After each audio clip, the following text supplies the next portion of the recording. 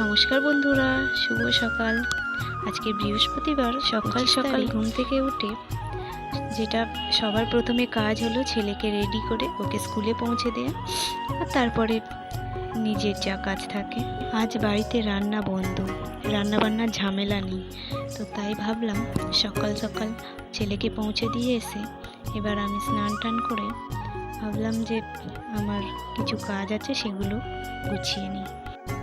দুপুরবেলা পান্তা ভাত খাওয়া হবে, তো রান্না বান্নার ঝামেলা না থাকায় এই যে ভাবলাম একটু ঘরদোরগুলো পরিষ্কার করে নিই, লোক কুটুম আসবে তো, তাই এই যে স্নান টান সেরে ঠাকুর খেতে দিয়ে ঘরদোরগুলো এই পরিষ্কার করে নিচ্ছি। শোকেস, আলমারি, ড্রেসিং টেবিল একটু ভালো করে ঝেড়ে ঝুড়ে নোংরাগুলো একটু ভালো পরিষ্কার করে নিই। সচরাচর সময় তো হয় না, ছেলেকে নিয়েই সারাক্ষণ ব্যস্ত থাকি।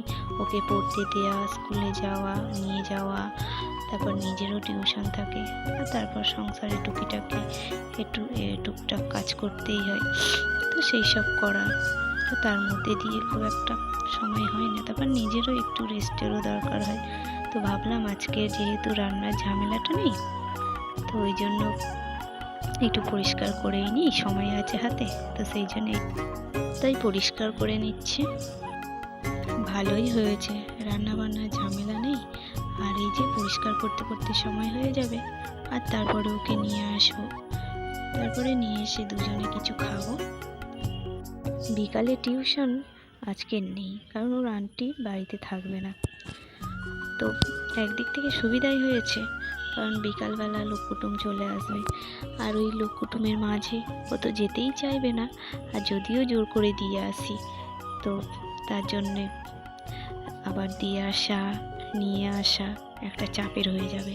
কারণ লোক কুটুম আসলে বাড়িতে তাদের তো খাওয়ার দাওয়ার ব্যবস্থা করা, তো অনেক ঝামেলা, তো ওকে দিয়ে আসা নিয়ে আসা অনেকটা চাপের হয়ে যাবে। তো ভাবলাম ঠিকই আছে, কথায় আছে না, ভগবান যা করে মঙ্গলের জন্য, তো ভালোই হয়েছে টিউশনটা না থাকায়।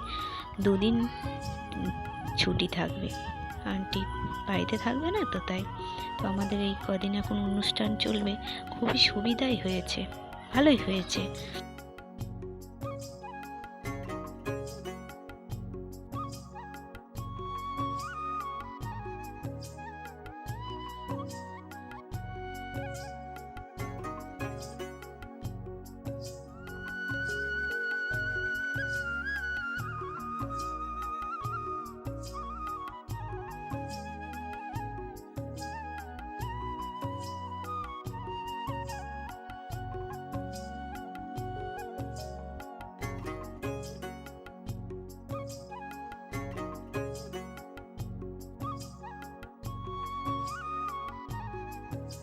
আর একটা কথা বলতে ভুলে গিয়েছিলাম, ছেলের টিউশন ছুটি থাকলেও আমার কিন্তু টিউশন ছুটি নেই, কারণ আমি যদি ছুটি করি আমাকে অন্য দিন পড়িয়ে দিতে হবে।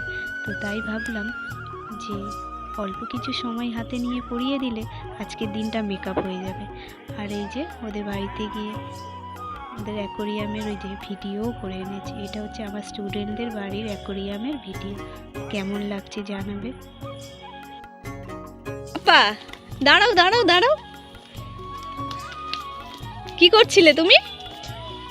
সাইকেল সাইকেল সরে আয়, সাইকেল।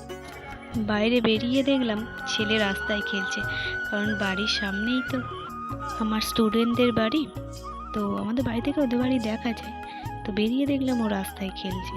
তো তারপরে এই যে সন্ধ্যাবেলা পড়িয়ে টড়িয়ে এসে লুচি ভাজা হচ্ছে,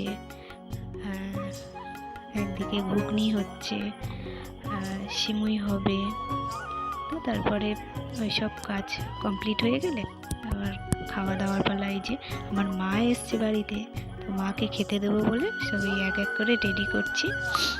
তো তারপরে আরও সব কুটুম এসছে, ওনারাও সব খাচ্ছে এক এক করে। তো তারপরে খাওয়া দাওয়া কমপ্লিট করে আজকে যেহেতু মৎস্য, তো একটু মৎস্যব তলায় যাব একটু হরিনাম শুনতে। তারপরে এই যে আমি রেডিও হয়ে গেছি, তো রেডি হয়ে গেছি, তারপরে ও এখন রেডি হচ্ছে, আমার হাজব্যান্ড। তো তারপরে একসাথেই বেরোবো মৎস্যতলায়। তারপর সবাই মিলে একসাথেই যাব। তারপরে বেরিয়েও পড়েছি, আমাদের আশেপাশে সব ননদ, যা, কাকিমা সব একসাথে বেরিয়ে পড়েছি মৎস্যতলায়।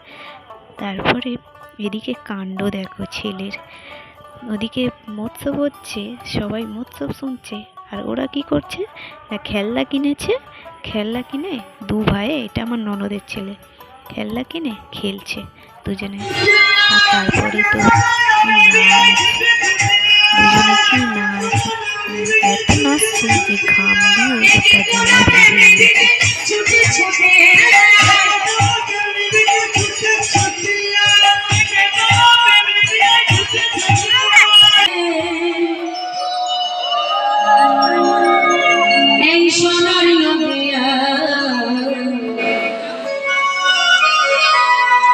উলুধ্বনি ঘরে ঘরে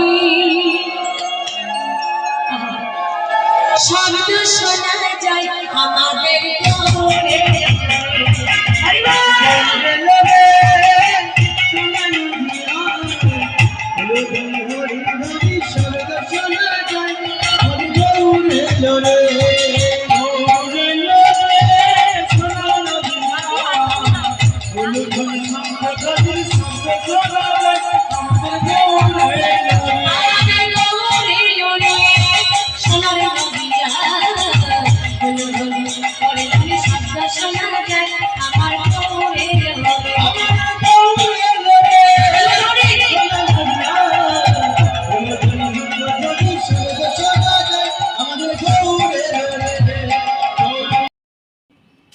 এখন বাজে রাত্রি 12:30।